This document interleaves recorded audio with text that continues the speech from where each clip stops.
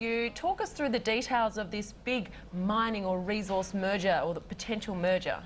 Good morning, Moira. Well, we've heard plenty from Australia's richest woman lately, Gina Rinehart, but now Australia's second richest is making headlines.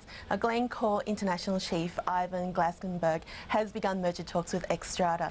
Glencore, as you said, already owns 34%.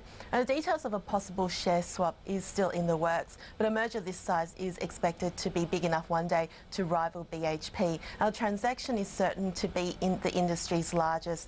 Glencore is the world's largest publicly traded commodity supplier, and the deal is expected to be worth about $77 billion. It's expected to create significant synergies, estimated at about $700 million or so. And we saw a very positive reaction to the news. Shares in Glencore were up about 6.5% overnight, while Xstrata jumped 10.5%. Now, also benefiting from this is Anglo American, and the mining giant was approached by Xstrata back in 2009 on a merger of equal deal, which was rejected. But if Glencore and Xstrata deal does go ahead, it's almost certain that the joint mining giant will approach Anglo American again for another go. So we did see Anglo American shares are also up higher. That was up about 3%. And the possibilities are pretty exciting, so we'll be watching this deal pretty closely. Through last night's jobless claims in the US ahead of tonight's key read.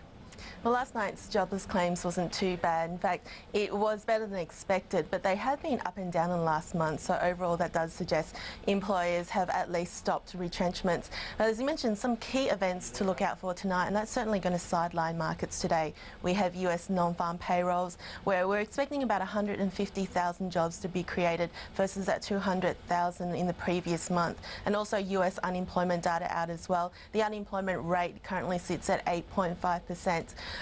Last night's job data did give a bit of a signal, but we've seen job growth gaining momentum in the recent months, but I don't think anyone really wants to put a bet on how the numbers look tonight. Now, unemployment has dropped to the lowest level so far in 3 years in the US, and that does put a spotlight on our local jobs market too. Obviously, domestically, a lot of headlines recently. Companies are looking to cut costs domestically, so we've seen banking staff sectors cut costs with Westpac news yesterday, 560 jobs to go offshore, and ANZ and CBA have also been in the headlines as well.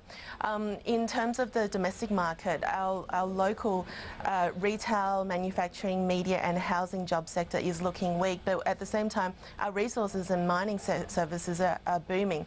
So there are high expectations for tonight's data, and that's going to put a spotlight as well on the local job market, where we're expecting the jobless rate to remain steady, but the payroll growth is expected to slow for December. Christine, let's talk some of the corporate news coming out domestically. Austar just saying that it remains confident of closing a deal with Foxtel, despite actually seeking to delay a shareholder meeting relating to the deal. What's your take on this?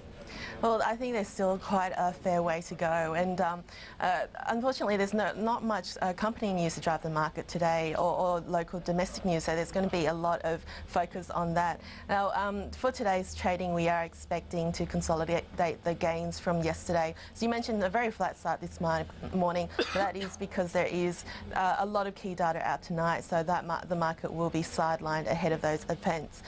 We did have those very weak offshore leads. There are no significant company profit results, so it's going to be very quiet. Looking at commodities, we have seen oil continue to fall. The US winter so far has been pretty mild, so we haven't seen much demand in heating fuel. We also saw a jump in inventory, which has weakened the oil price, so that does indicate a lot of weakness today for our energy stocks.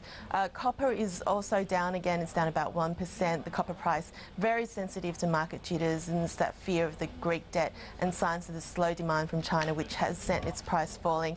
And earlier this week we did hear a report from Goldman Sachs expecting China to slow down buying that base metal in 2012. So a bit of a cautious outlook for copper, and that in turn has weighed on other base metals like lead and aluminium. So that's going to weigh on our miners today. But today not much news except for the merger talk, but otherwise it's been fairly quiet.